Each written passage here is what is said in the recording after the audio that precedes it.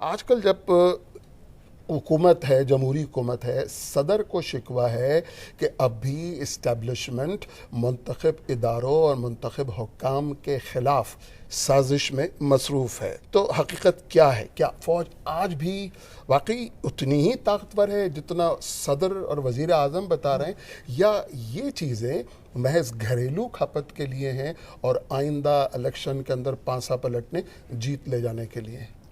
देखिए, मैं यूँ समझती हूँ कि एक्सटेंशन तो इसी गवर्नमेंट ने दी थी ना, हमारे फौजी सरबराह को भी और आईएसआई के सरबराह को भी। हमने तो नहीं दी थी। सही। या उन्होंने ग्वाल मंडी जाके तो नहीं पूछा था। ठीक है, उन्होंने दी तो भुगते। हम तो पहले दिन से ये कह रहे हैं, और ये मैंने जब मेमो केस के आर्ग्यूमेंट हो रही थी तो अपने फाजिल जज साहिबान से कहा था, जो कि बार बार कहते थे कि अब फौज नहीं आएगी, हमने जजमेंट दे दी है। तो मैंने उनसे दो बातें कही थी कि भाई काश कि आपकी जजमेंट्स की वजह से फौजें रुकती हों, या आपकी जजमेंट्स में इतनी ताकत हो। आपको जब नकार फारिग कर दिया था तो हमारे कंधे आपको लाए थे, आपकी जजमेंट्स नहीं लाई थी। सही सही। दूसरा, फौज गई कब है? अच्छा, वो गई कहाँ है? मुझे बता दें कि बलूचिस्तान के अंदर कौन सी सिविलियन काम चलते हैं? एक भी नहीं। फाटा के अंदर किसके अहकाम चलते हैं? गिलगित बल्तिस्तान में किसके अहकाम चलते हैं?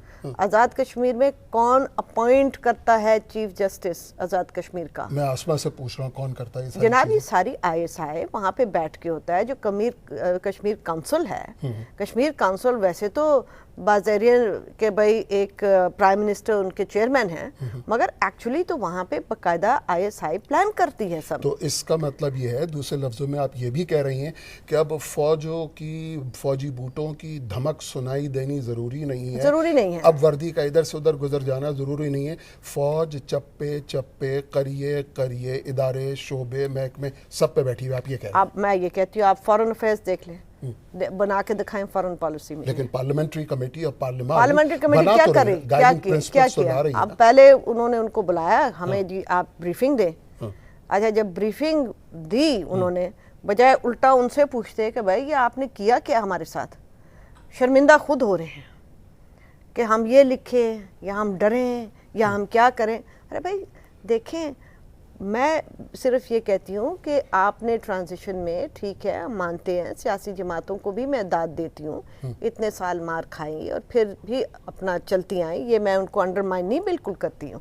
गनीमत है हमारे मुल्क में सियासी जमातें हैं, मगर अगर आपने इतना डरना है और एक ने उसका बाजू पकड़ना है और दूसरे ने दूसरा बाजू पकड़ना है, तो फिर तो वो नहीं जाएंगे। ठीक है।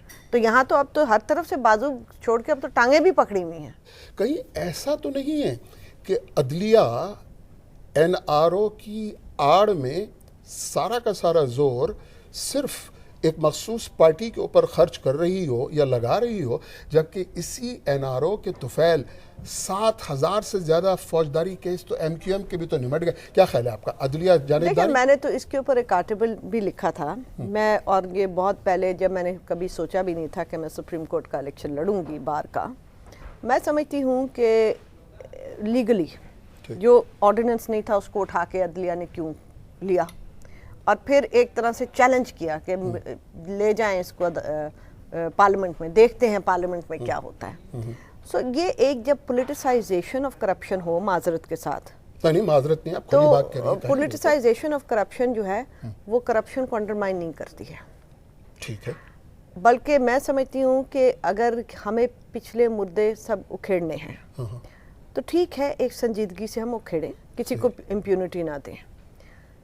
फैज़ अहमद फैज़ की बेटी ने क्या कसूर किया था कि उसका बाप जो है, उसकी जो इंटेलेक्चुअल राइट है या उसकी जो पोइट्री है, सारी उम्र बच्चों ने ना सुनी, ना वो सुनाई गई, और वो एग्जाइल में रहा या जेलों में रहा।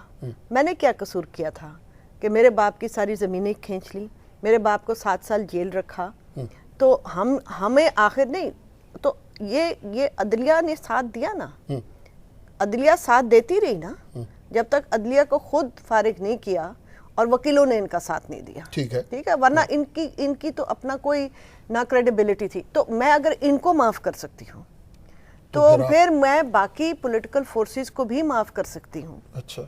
जिन्होंने इनसे ज्यादा कुर्बानी कई साल दी। इनकी तो कुर्बानी 1 साल की खमसा खमसी थी, उनसे ज्यादा तो वकीलों की कुर्बानी थी। अब तक जजों की तकर्री रुकी हुई है, नहीं होता, हुकूक इंसानी के मसाइल रुके हुए हैं, उस पर कोई कान नहीं धरता, जू नहीं रेंगती।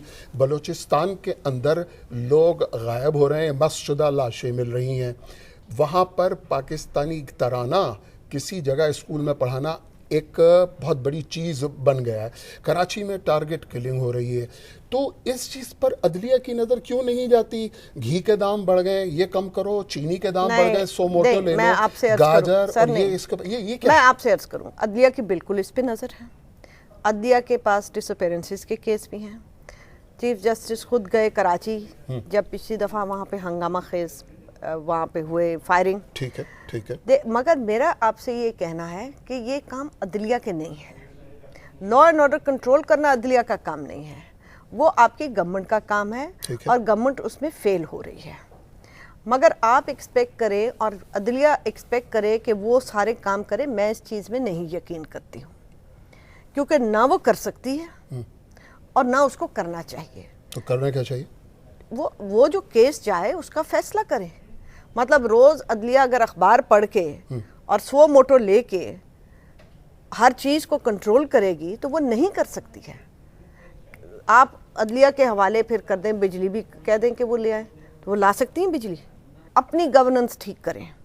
आधी स्ट्रेंथ के ऊपर हाई कोर्ट्स चल रहे हैं, लोग चीखे मार उठे हैं। अगर आप एक जज को कंफर्म करें सिर्फ 3 महीनों के लिए या 2.5 महीनों के लिए, आपको पता है उसके बाद उसकी पेंशन सारी उम्र लगती है 5.5 लाख रुपए। अच्छा, अगर एक जज जो है वो उसको 1 हफ्ता पहले सुप्रीम कोर्ट बार का आउट ऑफ टर्न मेंबर बनाया जाए, जो वो पहले नहीं हो, मतलब सुप्रीम कोर्ट का एक वकील बनाया जाए जब वो पहले ना हो, और दूसरे सिटिंग जज की वो पार्टनर हो उसके फर्म के अंदर, और फिर उसको 100 मोटो उसी हफ्ते उसको कहा जाए कि ये आए और एक केस में अमाइकस बने सुप्रीम कोर्ट में, जिस नौयत का केस उसने आज तक जिंदगी भी नहीं किया। तो ये बातें बार में छुपी नहीं रहती हैं। पाकिस्तान पीपल्स पार्टी के चेयरपर्सन ने यह कहा, चेयरमैन बिलावल भुट्टो ने यह कहा कि कैसी अजीब बात है कि पंजाब के वजीर आज़म के मुकदमात हशप हो जाते हैं, ख़त्म कर दिए जाते हैं, कोई पूछता नहीं, लेकिन सिंध के वजीर आज़म के मुकदमात इस तरह से रहते हैं कि चेयरपर्सन चली भी गई तो कब्र का ट्रायल होता है। मैं आपसे ये सवाल पूछना चाह रहा हूँ, इस किस्म के बयानात और इस किस्म की चीज़ें मुल्क को कहाँ ले जा रही हैं? अदलिया, कानून, इसको छोड़ करके हुक्मरान ये तबका कहाँ ले जा रहा है? देखिए, मेरा मौक़िफ़ तो ये है कि सब के ऊपर होने चाहिए। मैं ये नहीं कहती कि एक खड़ा होकर कहे जी मेरे ऊपर क्यों सिर्फ हो रहा है। मैं कहती हूँ सब पे करिए, फिर आने दें सारों की बारी। सही। मगर आप ये कहते हैं ऐसे बयानात, माजरत के साथ, मैं तो सिंध में फिरी हूँ, बच्चा ये बात कह रहा है सिंध में, तो आप हर एक का मुंह तो नहीं रोक लेंगे। नहीं, बिल्कुल नहीं रोक इसी सकते। तरीके से जैसे पहले हमने बलूचिस्तान में बलोचों का मुंह रोका रखा, तो आज वहाँ पे ये हालत है जैसे आपने खुद बताया कि वहाँ पे पाकिस्तान का झंडा नहीं लगा सकते हैं, तराना नहीं गा सकते, तराना नहीं गा सकते हैं। तो ये जो छोटे मोटे हम नाटक, मैं कहती हूँ नाटक जो करते हैं कि चले छोटा सा इनको चैरिटी यूँ दे दिया बलोच को, 2 बंदे यहाँ निकाल दो, 4 बंदे वहाँ से निकाल लो। अरे भाई, ये 4 बंदे और 2 बंदे निकालने की बात नहीं है। ये आपको you have to decide, demilitarize करें उस सूबे को, वहाँ के नेशनलिस्ट को वापस बुलाएं। और हमारे पास वो इतनी सी विंडो है इलेक्शंस तक। अगर इलेक्शंस में इन्होंने कहा शटर डाउन कर दो, कोई इलेक्शन में हिस्सा नहीं लेगा, तो फिर आपसे बहुत दूर चला गया बलूचिस्तान। आसमा जहांगीर मुल्क की वजीर आज़म है, आसमा जहांगीर मुल्क की सदर है। ऐसे 3 काम वो क्या करेगी कि आवा का आवा सीधा हो जाए, हुकूक इंसानी की तलाफियाँ ख़त्म हो जाएं, अमन हो जाए, रावी बैठ के चैन की बांसुरी बजाए। 3 काम। पहले तो आप क्लीन गवर्नमेंट दें ताकि आप ISI के सामने आप ब्लैकमेल ना हो। Clean government and therefore back to the barracks for the military. सही। कॉन्स्टिट्यूशनल कोर्ट बनाएं ताकि आपकी छुट्टी हो एक पॉलिटिसाइज्ड जुडिशरी से।